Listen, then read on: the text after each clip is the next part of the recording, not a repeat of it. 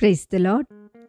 శ్రీమతి Charles Cowman గారి రచనల నుండి ఎడారిలో సెలయేర్లు అను గ్రంథము నుండి అనుదిన ధ్యానములు. గిన్నెడు చన్నీళ్లు మాత్రము. మత్తయి సువార్త 10వ అధ్యాయము 42వ వచనము. ఈ ప్రపంచంలో మనం బ్రతికేది ఒక్కసారి. నేను చేయదలుచుకున్న ఏ మంచి పనైనా, ఏ మనిషి కోసం, ఏ ఆత్మ కోసం చేయాలనుకున్నా, ఏ రకమైన సేవ అయినా, ఏ జంతువు పట్ల చూపదలుచుకున్న కరుణ అయినా ఇప్పుడే చేయాలి. దాన్ని నిర్లక్ష్యం చేయకూడదు, వాయిదా వేయకూడదు. ఎందుకంటే ఈ దారి వెంట మళ్ళీ రాము కదా. నువ్వేం చేసేవన్నది కాదు, చేయకుండా విడిచిపెట్టిందేమిటి? నీ జీవనం మలిసిందిలో నాలో మంట పెట్టి మదన పెడుతున్నదిదే.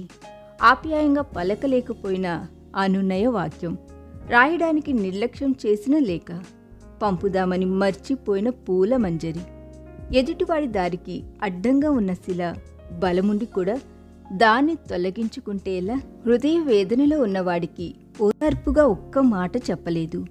ఆప్యాయత, ఆత్మీయత, ఓ శీతల స్పర్శ, చేతనయుడ్డి కూడా తీరిక లేదు. చిన్న చిన్న పనులు చేయడం మానేశావు.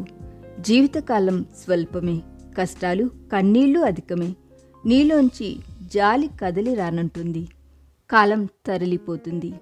నువ్వేం చేసేవన్నది కాదు, చేయకుండా విడిచిపెట్టిందేమిటి? నీ జీవన మలిసంధ్యలో మనసులో మంట పెట్టి మదన పెడుతున్నదిదే. ఈ దిన ధ్యానము మనందరి ఆత్మీయ జీవితమునకు ఆశీర్వాదకరముగా ఉండునుగాక. ఆమేన్.